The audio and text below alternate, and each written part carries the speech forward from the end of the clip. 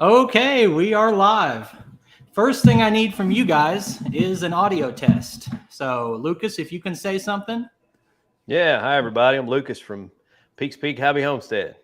Now, let us know if you were able to hear both of us before we get too far into talking about other things.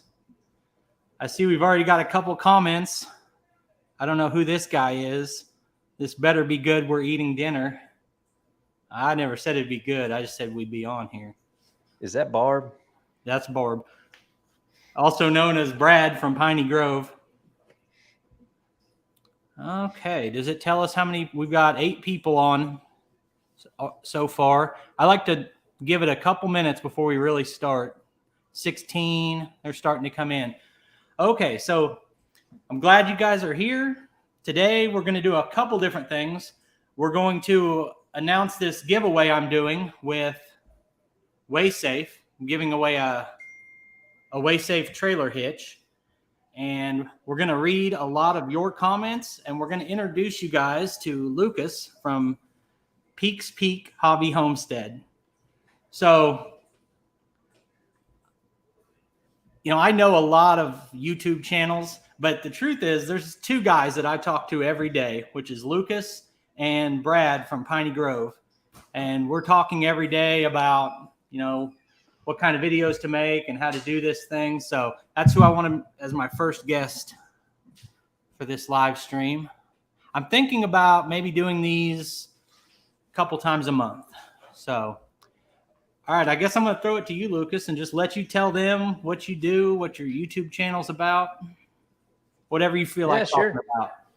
All right. Well, like I said, I'm Lucas Peak, and we call our channel Peaks Peak Hobby Homestead. And that's because we just started our channel out of hobby. I finally was able to buy 38 acres and start my little farm and buy a few animals. And I'll try to make a long story short here, but as I got my farm, I didn't have any experience raising cattle and chickens and all that kind of stuff. So I turned to YouTube to learn how to do all that stuff. And I found a channel called Arms Family Homestead and kind of became obsessed with what they were doing, sharing their goats and all the things that were going on their farm. And my youngest son, Caden, was really into watching these farm videos on YouTube, and he kept begging me to start a YouTube channel.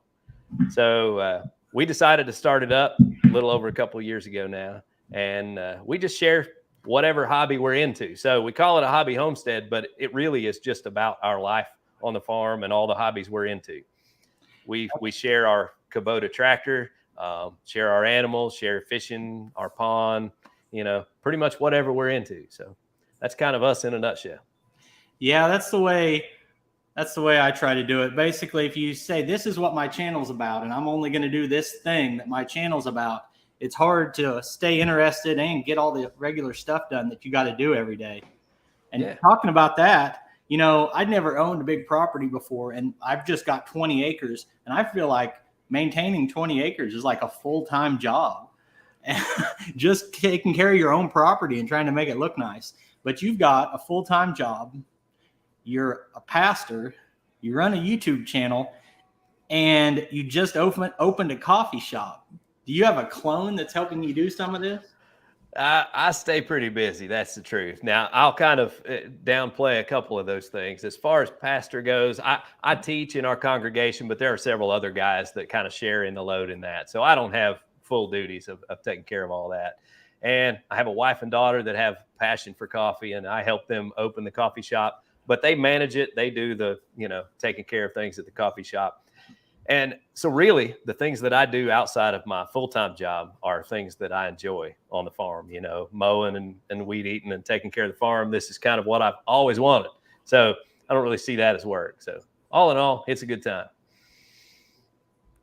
Fantastic. And you guys have started another YouTube channel about the coffee shop, which I'm kind of enjoying watching that one. Yeah, we did. So we actually just had our grand opening for a Farmer's Daughter Coffee Company last weekend. They had a ribbon cutting, and the news showed up as a whole big to-do. And that means that my work is over because I just had to build the place and kind of turn it over to them. But I'm big into this YouTube thing. I love it. And I love making videos and editing.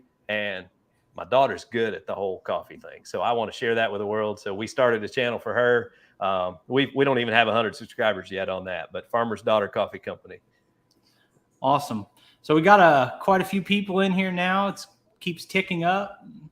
Appreciate all you guys. If you have any questions for Lucas, you have questions for me, feel free to share them. I keep sharing these and thinking, man, I should probably read them first. You never know what might get typed over here. We got a question. Thanks for the content. How far in advance do you plan and or record? How much is farmland? So I'll answer and then you can answer. So I'm different than almost anyone else on YouTube in the way I do it, that I usually get up in the morning and spend my first hour trying to decide what I'm going to film that day. I've got a bunch of work I need to do, but then I say, out of all the work I need to do, what's the viewer going to be interested in seeing? And so I don't plan ahead. Whenever I come up with an idea for a video, it's going to be published the next morning at 7 a.m.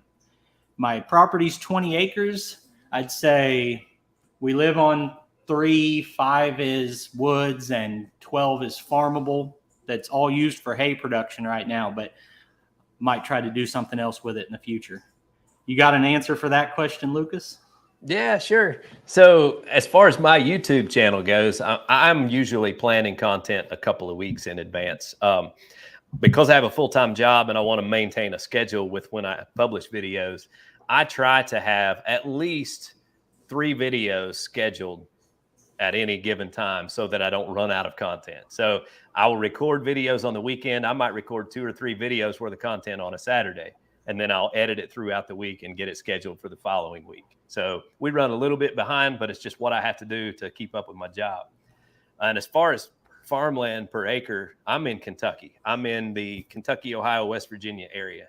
And you can find some affordable property here, but the cost is a very wide range, because if you want really good, flat, farmable land, then you're going to spend several $1,000s an acre. But you can also find some hilly land where you can get it for, $1,000 or $2,000 an acre, depending on, how developed it is and all that. So that's a tough one to answer.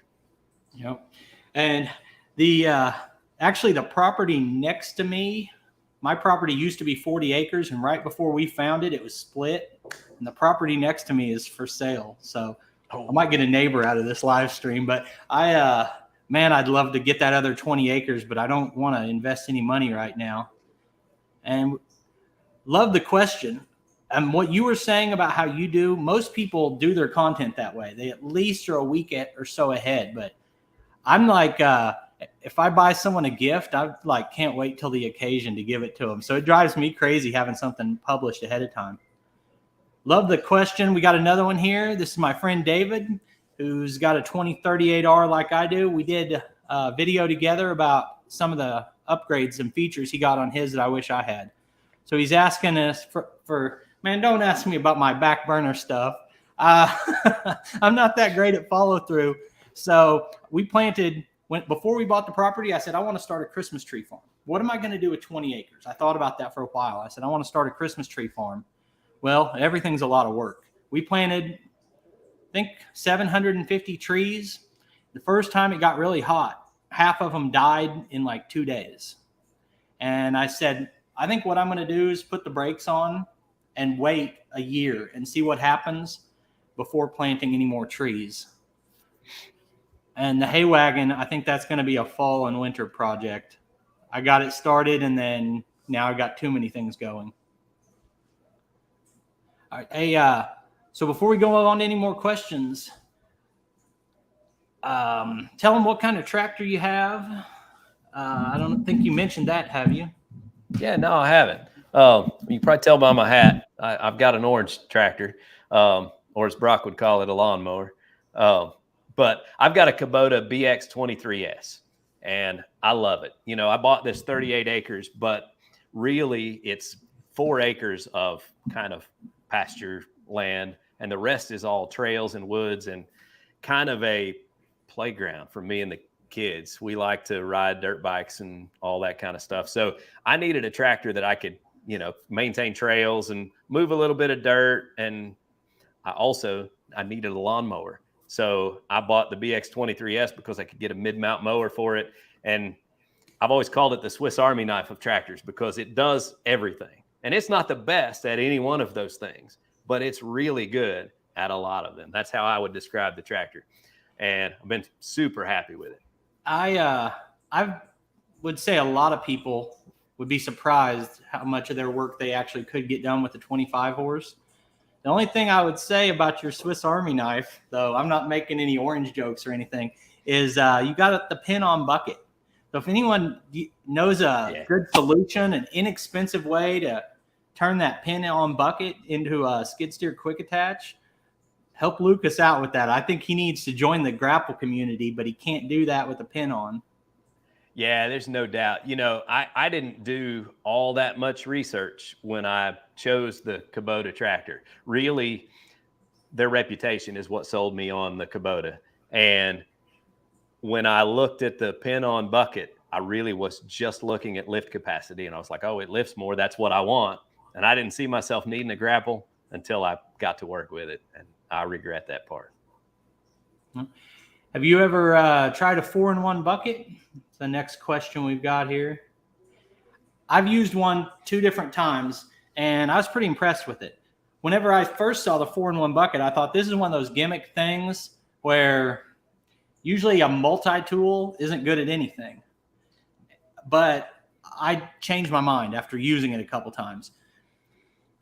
It's an adequate grapple, but that's like the grapple that I've got on my tractor. I would call it an adequate grapple, but I don't usually want to change what's on the front of the tractor to move just a couple things. So it solves that problem, but also whenever you're moving dirt or rocks, or when you have a small amount of something, it does better than anything else to grab that small amount. So if I was doing it again, I'd be tempted to get the tractor with a 4-in-1. Let's see what we got here. How long until you get a mini excavator? Well, I gotta make some money first. I debated that, and Brad from Piney Grove is constantly giving me a hard time that I should have got a mini excavator. He said skid steers are dumb. Well, I think it's a heck of a machine, and both machines are versatile. You can do a lot of things, a lot of different attachments, but I think really, I feel like the skid steer is more versatile to me.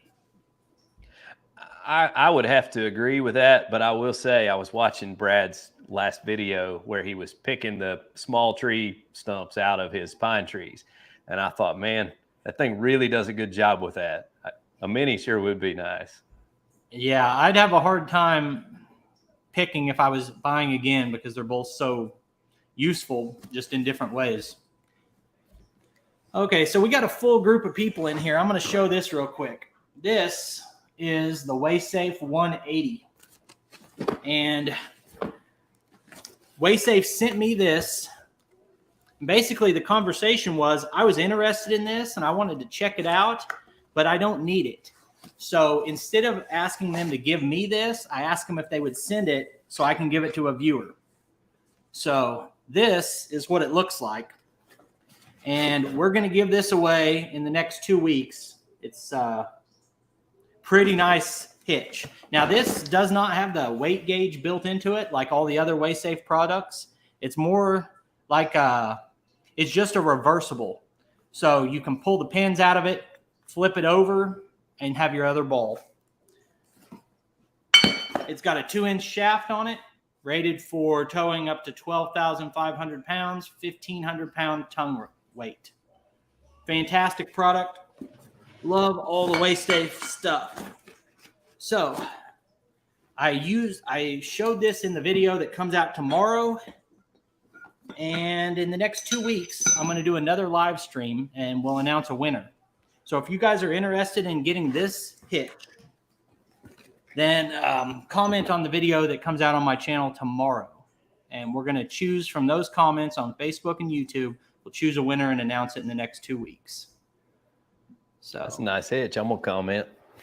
Yeah. I mean, seriously, that's a premium hitch, which I always talk about the gauge. I love having the gauge in there. I'm a numbers guy. I want to know exactly what's happening, but not everyone's wanting to spend that extra money on that. And if you just want a nice hitch, this would do it.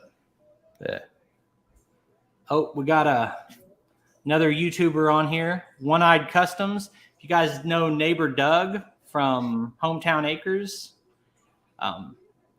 this is Doug, One-Eyed Customs. He's got a pretty awesome channel that's really growing well, and he gave me that track pick. Works great. I think he should be in business as the track pick guy producing those, but kind of said he didn't want to go that route with it. Did I misplace it? No. You know, sometimes I forget to use it, but I put it right by where I parked the skid loader. I got here right on time. I'm ordering one of those hitches. Yep. And so we're giving this one away. If you guys want to order one, I am an affiliate for them, so I can give you guys 15% off of any of the WaySafe products. Is your pond dam still leaking? So I don't think so. Speaking of this, I'll let you tell the story. You had a pond dug on your property, right? That's one of your more popular videos, I think. I did, yes. And honestly, it's one of the best decisions I've made for my property. I love my pond. Now, if you go back and watch my videos, you'll see that we openly admit that we didn't necessarily go about digging this pond the right way. I was pretty limited on funds, and I called a guy up the road that has an excavating company, and I said, hey, come and tell me what size pond you can dig me for $8,000. And so he come over and he said, you know, as long as everything goes right and we've got the right dirt, we can dig you a hole for that amount of money. But I can't promise you it's going to hold water, because if you don't have the right clay and all those things, you know, he was honest with me and I was willing to take the gamble. So I said, let's just go for it. Let's dig a hole, see if it holds water. And it's about 3/4 of an acre, and it's done pretty well, but it loses water every year throughout the summer. So we're always full in the spring, and by late summer, we're down maybe 3 feet, but it's about an 18-foot deep pond. So our fish are healthy. We have a good time fishing it and all that, but we definitely have a leak, but it's not like a lot of people have water seep through the dam. The keyway wasn't correct, things like that. That's not our issue. I think we have some shale rock in the bottom where the pressure of the 18 feet of water is pushing it through the bottom. And I think the only way to fix that is to drain the pond and haul in clay and pack it in. So, you know, we're probably just going to live with ours the way it is and let nature take its course and be happy with what we've got.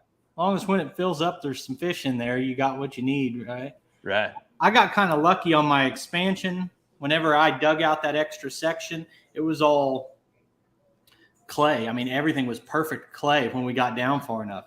I love almost everything about my pond, other than hopefully in the next couple months, I'm going to finish that other bridge from the island over to the far side. And I wish the whole thing was deeper, but the only way to do that is spend some money.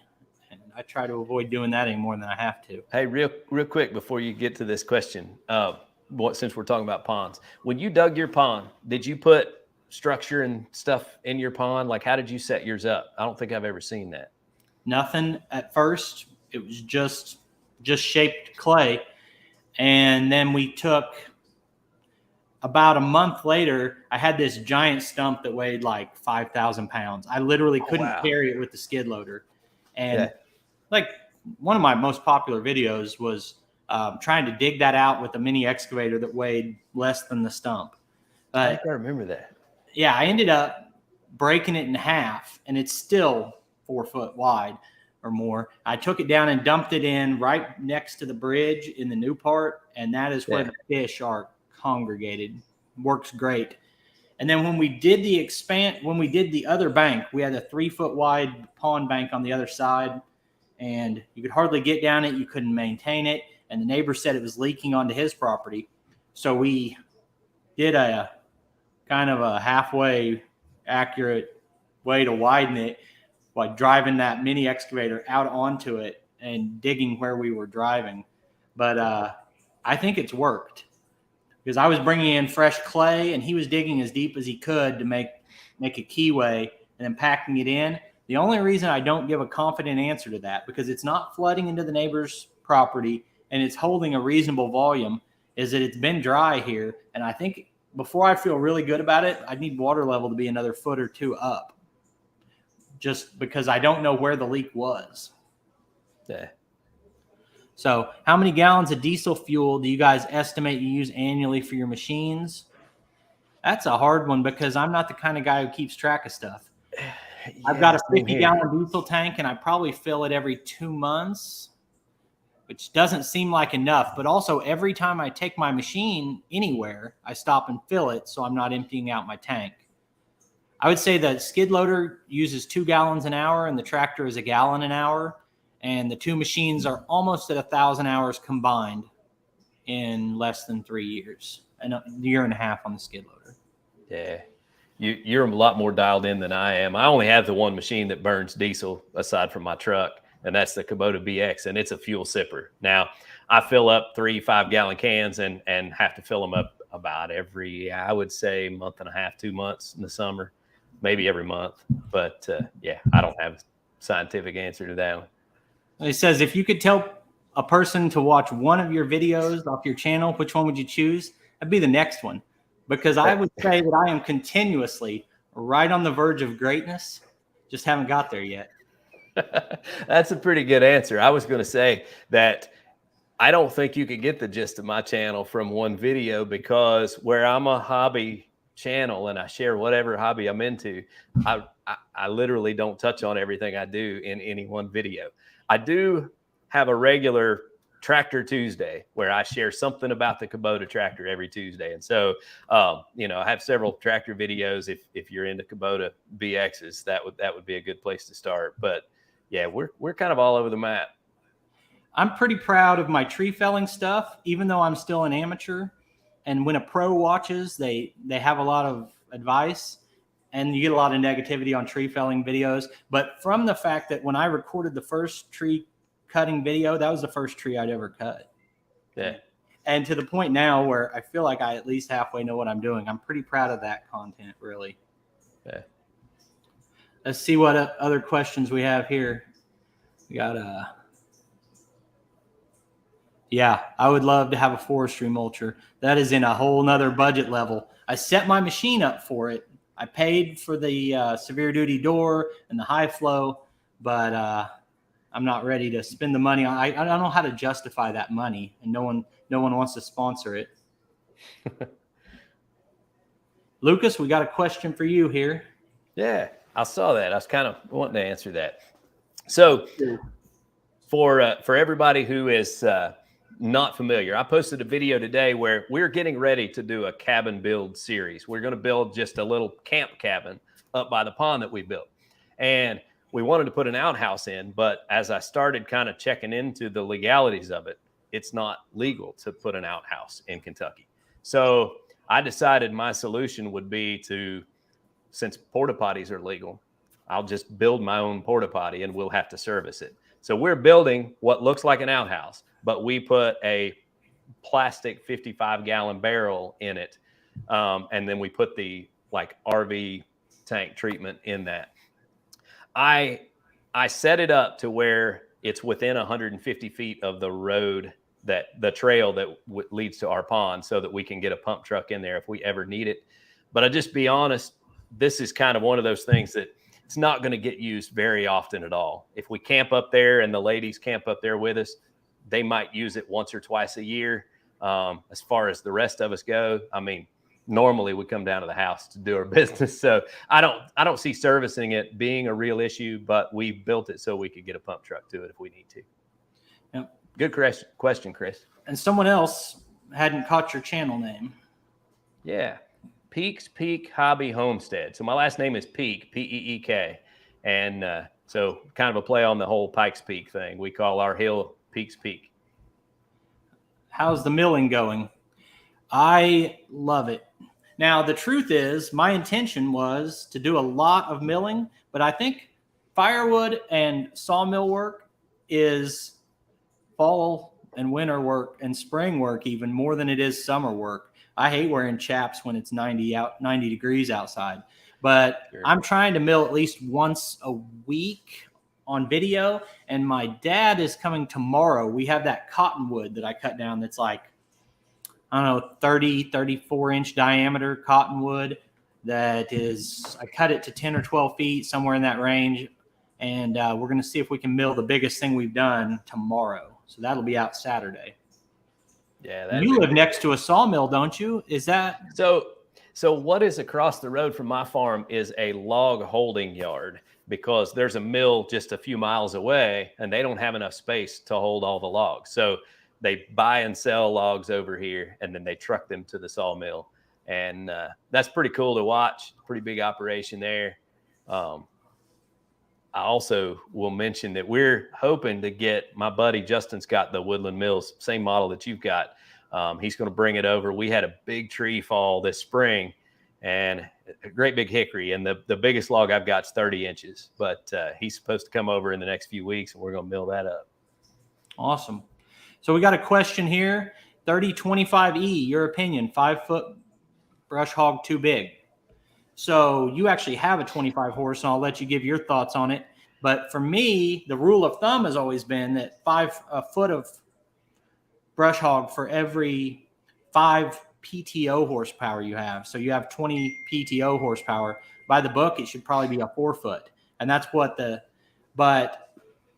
we just ran a 5.5-foot tiller on a 3025E at my house last week, and it was running it. So I think it'd probably be fine, but I'm not an expert there. Yeah, I've got a 4-foot tiller on my Kubota, and honestly, the BX23S is 23 horse. So I was afraid to go to a 5-footer on that, but I have a buddy who runs a 5-footer. He just doesn't get in real thick stuff with it, and he says it does fine. I run a 5-foot box blade and a 5-foot tiller on my 23 horse, and it handles those fine. I'm guessing the John Deere would handle that 5-footer just fine. Yep. So if we're being honest, for a while I was, part of what I do on the channel, it just worked out that way, is I kind of compare tractor models, and I was kind of down on, I didn't get the appeal of the 3025 because on paper, the breakout force isn't hardly any more than the 1025. So I didn't understand the reason to go to it. But after running it and seeing it and looking at the price, I think it's got a pretty good spot in the market. You see what we got next.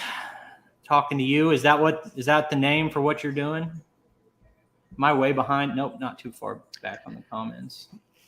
I don't know too much about all that stuff, to be honest with you, but I think basically, I don't know. A compost toilet I thought was the same thing. It's just basically a pit toilet, but I'm probably wrong on that. I'd say they could clue us in. Get your neighbor Steve on the channel more. Steve was great. You guys might be surprised. Steve is 71. And talking to him and working with him, I wouldn't have thought that. But he does a great job on his property.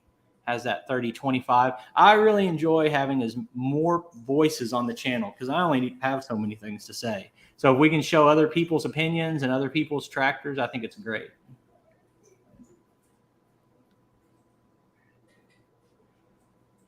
Came with a forestry mulcher. I've never heard of that, but I want in on that. Right. Hey, Ed's here. The king of live streams. I'm always nervous doing this. The truth is, I got nervous. Like, what if I can't think of anything to say? Yeah, there's always stuff to say. It helps a lot whenever you guys are leaving good comments. For sure.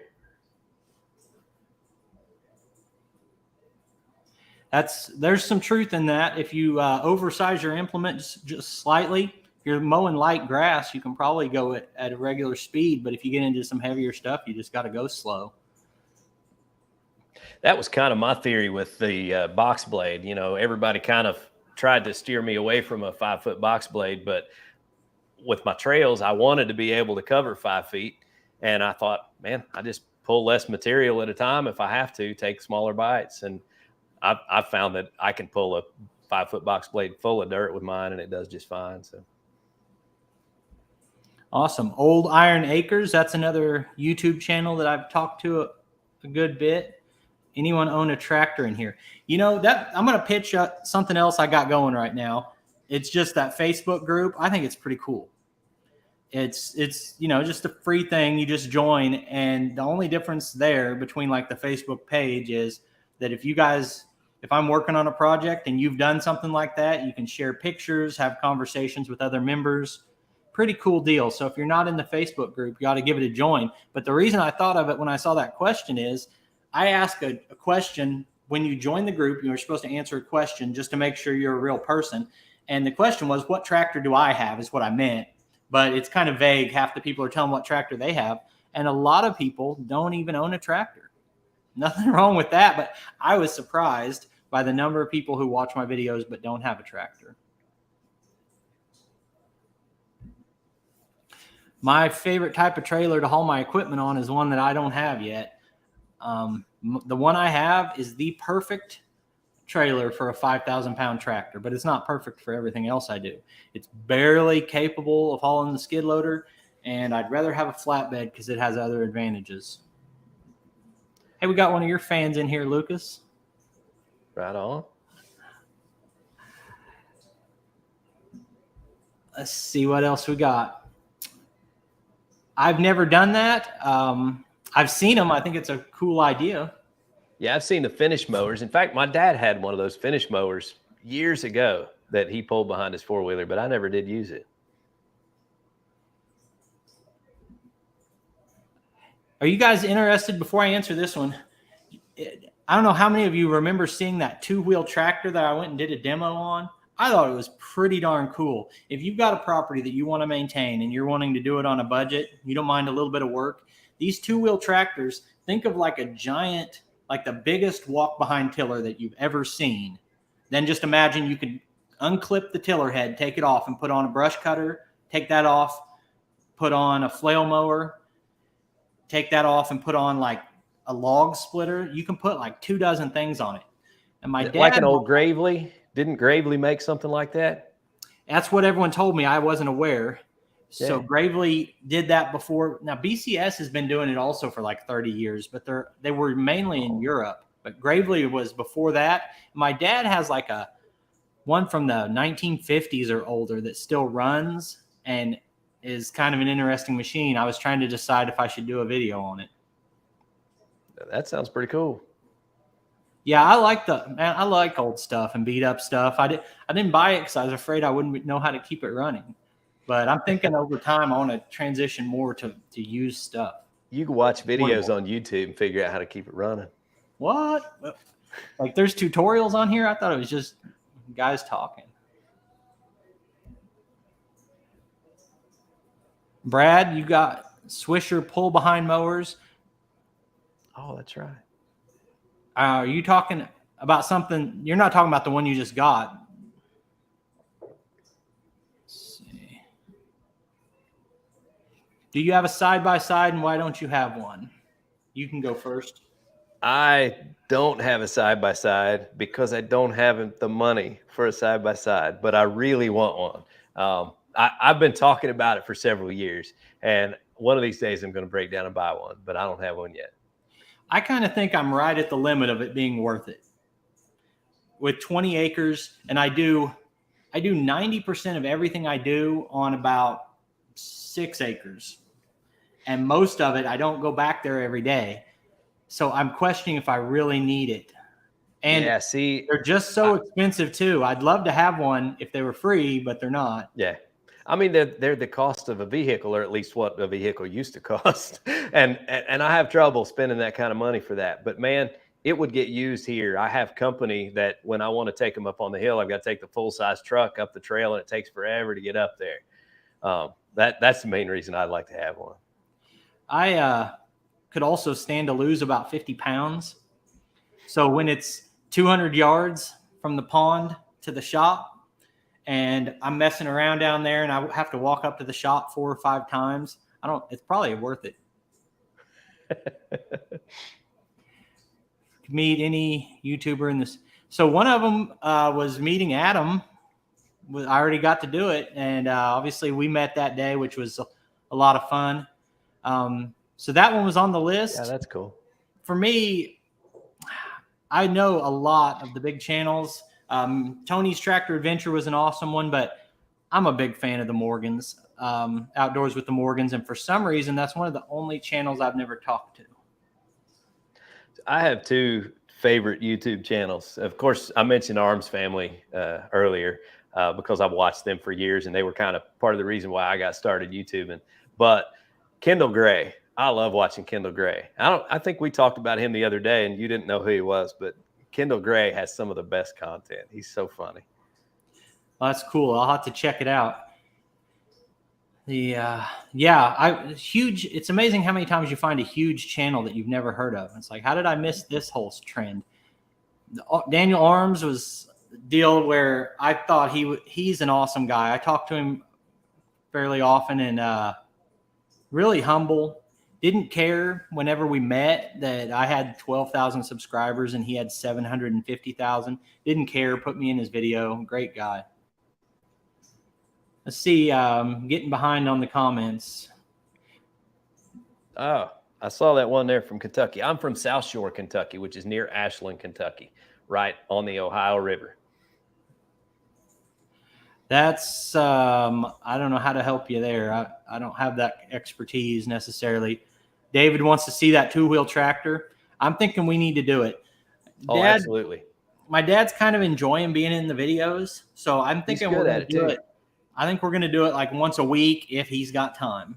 So going to him and doing that. Plus, I need to dig him he needs a hole dug at his house. So somebody else mentioned David Bradley had one of those 2-wheel tractors. I remember seeing one of those. The oil additive. I'm interested in what that is, if it's the one I was talking about in a video recently or just something else. Sorry, when I get to reading the comments. Yeah. There's still talking about the pull behind mowers. Dad's always mentioning that, but I've never used one. Yeah, I doubt that there's any side-by-side sponsors in here, but I'm well ready to talk to them. Yeah, I talk to Davis Equipment quite often, and they posted pictures of a side-by-side that was like my dream the other day. I told them that was what I needed, but they didn't make any offers. Yep. It'd definitely be nice to have, just out of my price range right now. But, you know, I've only been a property owner for a couple years, and you can't buy everything at once, basically. Yeah. Where if you've been on your property for 20 years, then after you paid for your tractor, then you bought the side-by-side and that kind of thing. Here's one wants to see a video running power to the new koi pond. Definitely doing that. I've got the trencher for the skid loader. I'm probably going to trench, but there's 2 spots I can run it from. One way will be going around. We're going to be redoing our pool and putting that back up. One way would go around that. The other way would be going the other way. But probably within a few weeks, I'll be doing that. Earlier, someone was asking about my favorite content. It's not been popular on the channel, but I love doing that koi pond. That's a huge challenge. I have always wanted one. I'm kind of a geek I like fish, and that one's been awesome to me. Yeah, it's really coming together. I like it. I enjoyed watching it. Whenever, like, there were several points along a project like that. Like you did your huge shop build. There are points along it where you're like, I know I'm going to figure this out, but some parts of it are intimidating. I thought I was really going to have a hard time with that, but I'm happy with how it's going. Yeah. The kiln dried thing, I think it's absolutely something I want to do. Just obviously I'd like to have it. I like the DIY aspect and learning something. I have not done the research to speak about it yet, but I know that you can do one on a budget, I think. Let's see what else. Doug again. I wonder if we yelled, "Hey, Doug," right now, if he'd slide onto the screen. Yeah, the one at the trade show, I forgot what it's called, but I was so impressed with that guy's demonstration. I was impressed by the hustle. Like, I love guys who are hustling to make something happen, which is like what I see when I look at you, Lucas. So, trying to accomplish a lot of things at once. I appreciated that guy's hustle, and I believe that, those types of oil additives can work. Yep.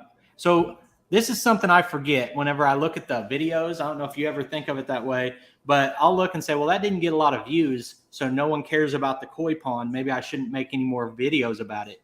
But that's still 1,500 people that they might have liked it. So.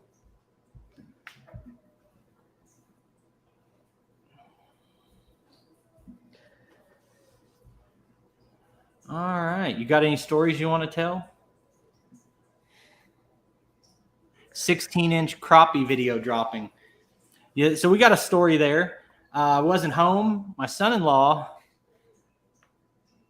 texted me and says he caught a state record crappie.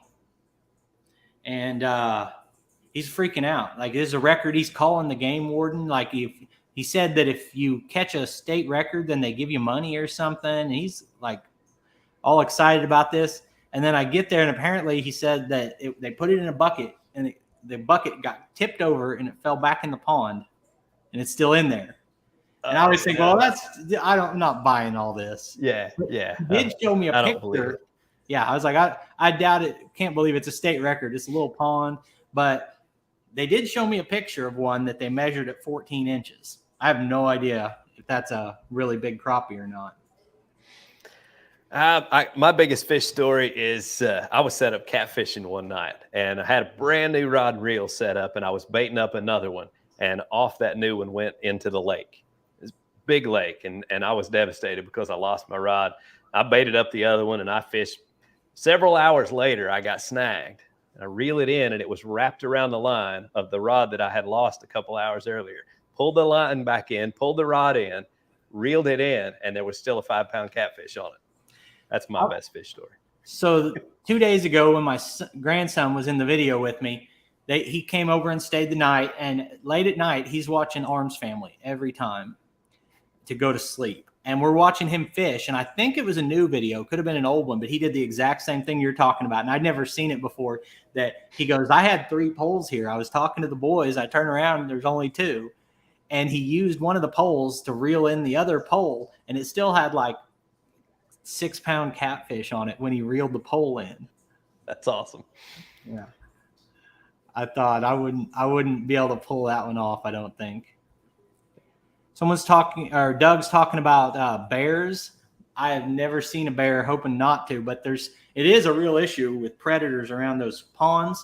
I see cranes down at the big pond all the time, and they'll come and steal your fish. So there's 2 strategies I'm seeing online to deal with something getting into your koi. One is tie fishing line across it, which I'd rather not do. But the second one is they sell something specifically for that is a motion sensing sprinkler head. So if anything moves above the water of the pond, it just sprays water, and doesn't hurt it. Well, that's pretty slick. Like $40. So here in a couple months, you'll see me hawking one of those, telling you I put the Amazon link in the description.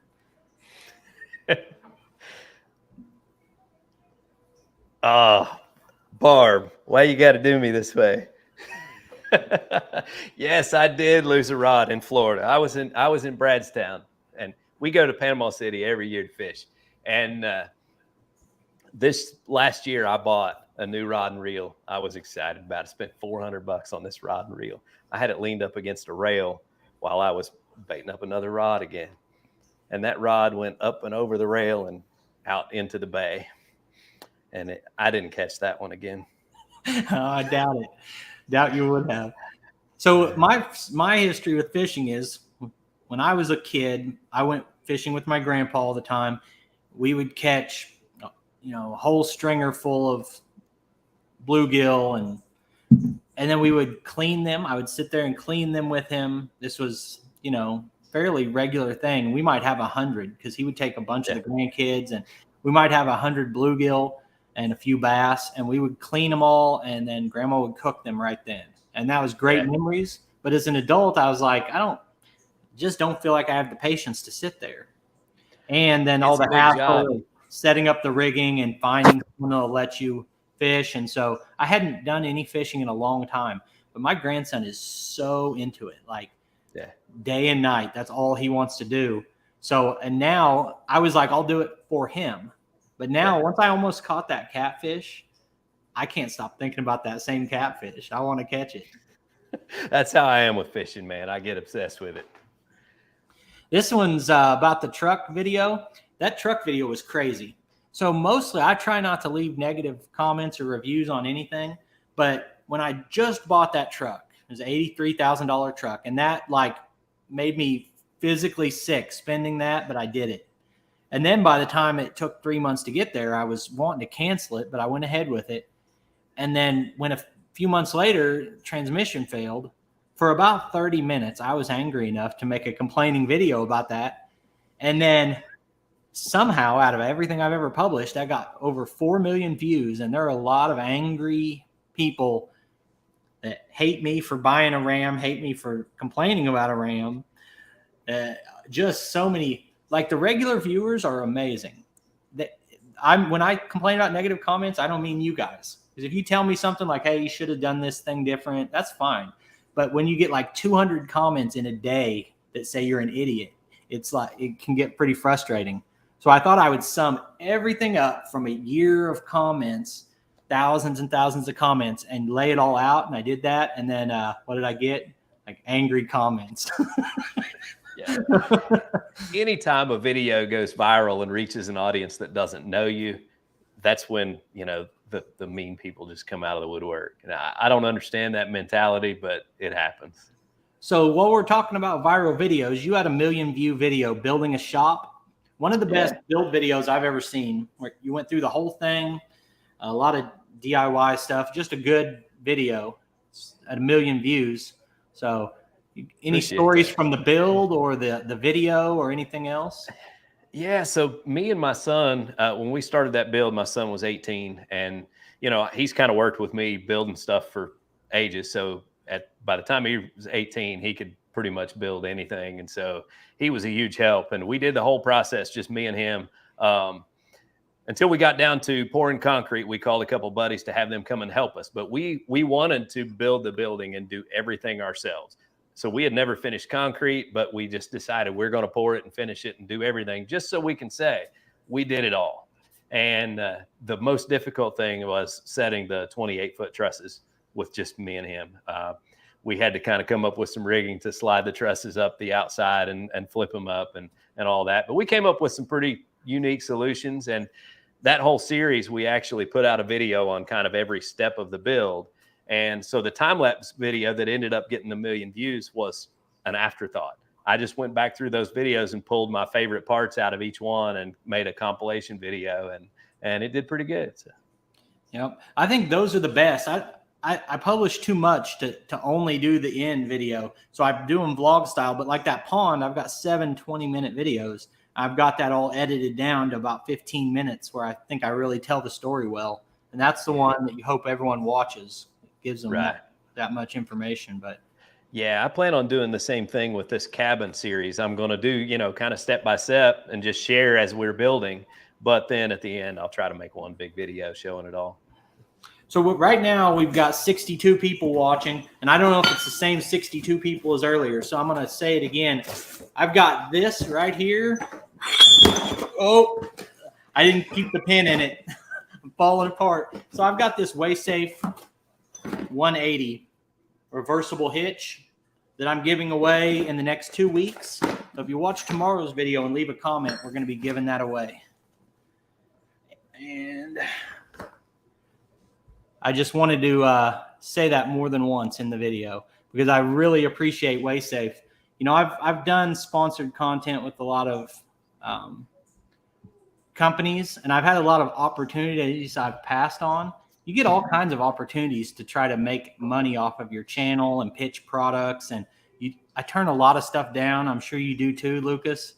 But this is one I believe in. If you hear me talk about it all the time, I really mean it. Like, I think it's a great product.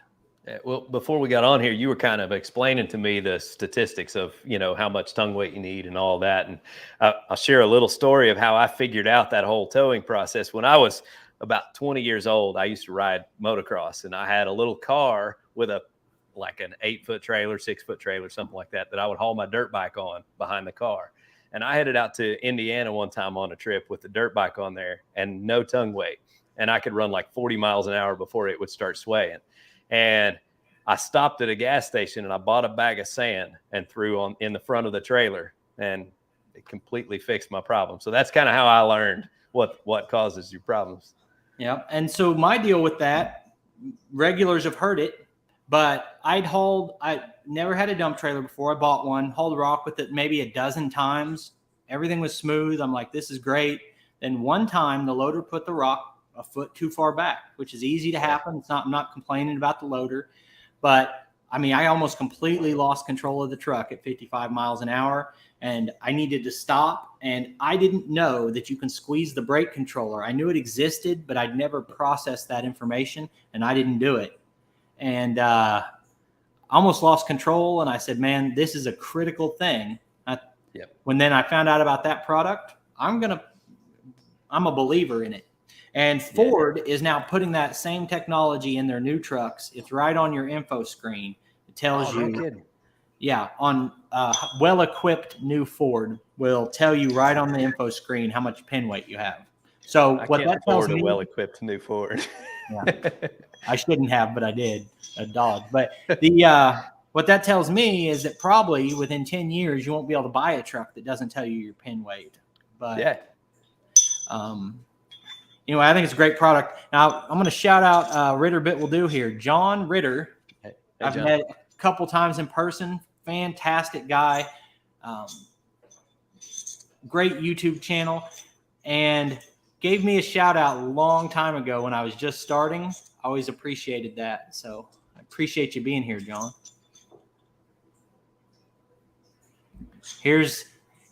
Brad, you're a little grouchy Brad's sometimes. Here to stir it up, isn't he?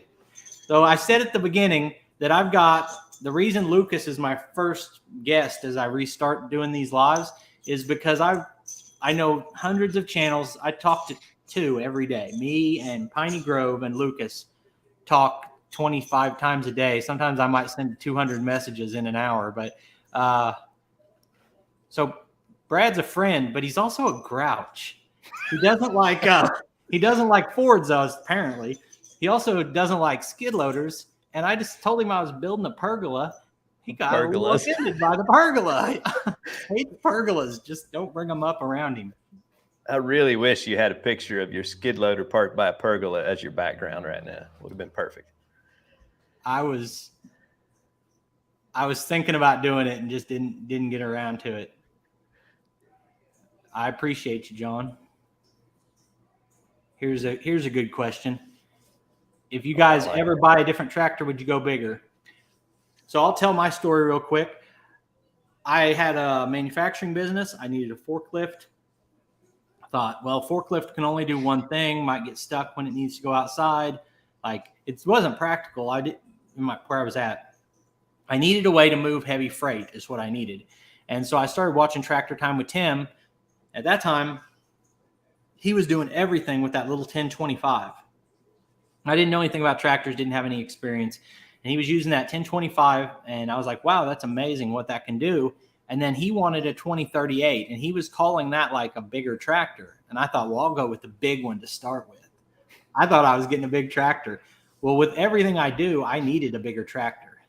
And what an ideal tractor for me is like a 4 Series with 60 horsepower. But I currently have a skid loader. And I think long term, does it make sense to have the skid loader? Would it be, maybe I could save a lot of money if I just had the one bigger tractor. But, I'm trying to move heavy logs, and like the log we're doing with my dad tomorrow probably weighs 3,000 pounds. So you got to have a horse of a tractor to carry 3,000 pounds. And so I've debated what's the best machine for me. Do I need a bigger tractor? Do I need to keep the skid loader and get a smaller? But I'm tempted by several different brands. When I do these comparisons, I see true value in a lot of these brands. You look at LS, they're dramatically cheaper than everybody else. TYM is great in price. And then I talk to owners, and you'll get people who are angry and they say, my LS was a piece of junk. Well, I said that about a Dodge once. but you get a lot of people who have had one for a long time and are happy with it. So, I don't know what I would buy today. I love that question because, the first 3 years I owned my Kubota BX, I would have told you, no, I'm perfectly happy with it. I don't need a bigger tractor. But I recently broke the diff lock on my tractor. And I know that it happened because I'm always pushing it to the very limit. So I'm just about at the point where horsepower, I don't think I need more of, but maybe a larger frame tractor that's a little bit tougher so that I don't overwork what I've got. But I'm super happy with my Kubota, and I will say I would buy Kubota again, but 99% of that is because of my local dealer. My local dealer has stood behind it. So like when I broke my diff lock, it was quick and easy. I mean, I called them and they said, bring it in today. We'll get you started. We'll get you taken care of. And they actually asked me to come in and take videos of it, and I shared those on my channel. But the dealer is where I would say put your focus. A lot of the tractors on the market are going to do the job you need, and they're going to be a good piece of equipment. But if you have a dealer standing behind it, that's when you really have your value. Good answer. I got this question about the WaySafe promo code, so I'm going to look it up and make sure I don't tell you the wrong thing. But, someone told me the other day they didn't understand how some of the affiliate stuff works. So anytime if a YouTuber says they're putting a link in the description, then they probably, if you buy something that's $100 and they get $1, and that adds up. And it's a way that if you're going to buy something anyway, you might as well use someone's link so that they can make a little bit of money. So if I buy a product that's sold on Amazon, I put it on there. Like I said, it's a way that we can make some money without you guys spending or extra money. The code for it is just Rockhill, one word. And that saves you 15% off of anything at WaySafe.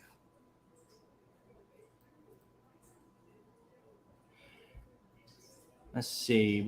We're running out of time. I like to keep these to an hour. So we'll hit a few more questions. You need a koi pond?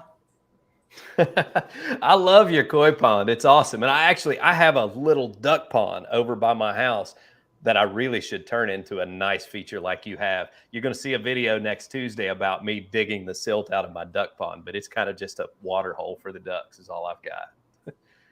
That was a question that a few people asked. Why would you build a fake pond 100 yards or 50 yards from a real pond? Well, they serve two different purposes. Absolutely. Yeah. A regular pond is just your opportunity to interact with nature and just watch it and to catch fish. And you're not going to catch any fish out of a koi pond, but I like to watch fish swim. And I got 5 grandkids today that are under 6 years old. Another one that's going to be born in the next few months. And I've got 3 younger kids that haven't started yet. So for 5-year-olds, being able to feed a fish that will swim right to your hands is phenomenal. Not to mention being able to just sit there and listen to the water run. Maybe once a month, have a beer and put your feet in the water is pretty cool. Yeah, that's awesome. Hey, boys in the woods. If you guys like tree felling and you're tired of seeing some amateur just hack stuff up and tell a 20-minute story about a 3-minute tree felling, you can watch a pro at Boys in the Woods. Great channel, high energy, like their intro's fun. Mainly on Facebook, but they also have a YouTube channel. And I was nervous about running out of things to say. It's already been an hour, Lucas. Yeah, we're there. You got the final pitch where right now you tell them for only $9.99 they can get your ebook or something? No, but I will say I appreciate you guys tuning in tonight. And if you're into just general farm hobbies, and I've got subcompact tractor, ponds, fishing, trail riding, being with family, that's kind of what my channel's about. So go to Peaks Peak Hobby Homestead and subscribe. I'd appreciate it. Absolutely. Hey, you guys let me know. I should have asked this at the beginning. How much do you like this format? Should I skip one day a week and post a live stream like this? let me know what you think about it. So it was awesome. I really appreciate you jumping on here with me. You guys go check out had a lot of tomorrow's fun. video. Tomorrow, I'm going to take the comments from tomorrow's video, and that's where we'll use some kind of a random generator, and we'll pick a winner, and we'll announce it in a live stream within the next few weeks. So, all right. Hey, I appreciate it, and I guess we'll see you on the next one. All right. Y'all have a good night.